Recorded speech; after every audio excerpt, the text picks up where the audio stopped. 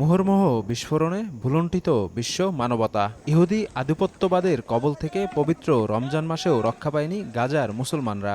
যুদ্ধবিরতি চুক্তি উপেক্ষা করে গত মঙ্গলবার থেকে নারী ও শিশুসহ নিরীহ মানুষের ওপর আবারও নৃশংস হামলা শুরু করে দখলদার ইসরায়েল।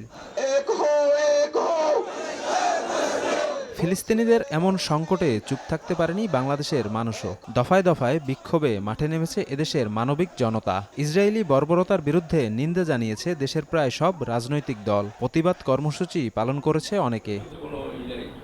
ফিলিস্তিনের নিরপরাধ মানুষের পাশে দাঁড়াতে এবং ইসরায়েল ফিলিস্তিন সংকট সমাধানে আন্তর্জাতিক সম্প্রদায়কে দ্রুত পদক্ষেপ গ্রহণের আহ্বান জানিয়েছে বিএনপি ও জামায়াতে ইসলামীর নেতারা। অনেক দেশ মুসলিম কান্ট্রি কিন্তু তারা একসাথে মিলে একটা বৈঠক করেও তারা কিন্তু আমেরিকার প্রেসিডেন্টকে বলতে পারতো, জাতিসংঘকে বলতে পারতো, ইসরায়েলকে তারা কিছু বলতে পারতো। ইসরায়েলি দখলদাররা সীমা লঙ্ঘন করেছে।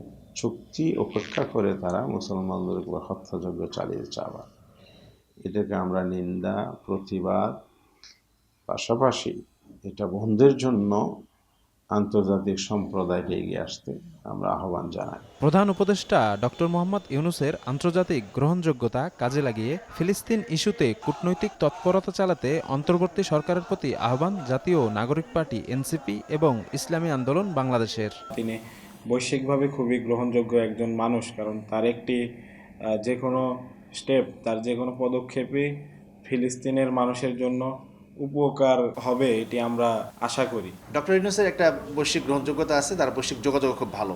তো আমরা প্রত্যাশা করব তিনি তার বৈশ্বিক যোগাযোগ এবং গ্রহণযোগ্যতার কাজে লাগিয়ে ফিলিস্তিনিদের পক্ষে একটা শক্ত জনমত তিনি গড়ে তুলুন। সরকারের পক্ষ থেকে ফিলিস্তিনে হামলার প্রতিবাদে ইতোমধ্যে আনুষ্ঠানিক নিন্দা জানিয়ে বিবৃতি দেয়া হয়েছে। প্রতিবাদ জানিয়েছে দেশের আলেম ওলামাদের বিভিন্ন সংগঠনও। শফিক মুন্সি,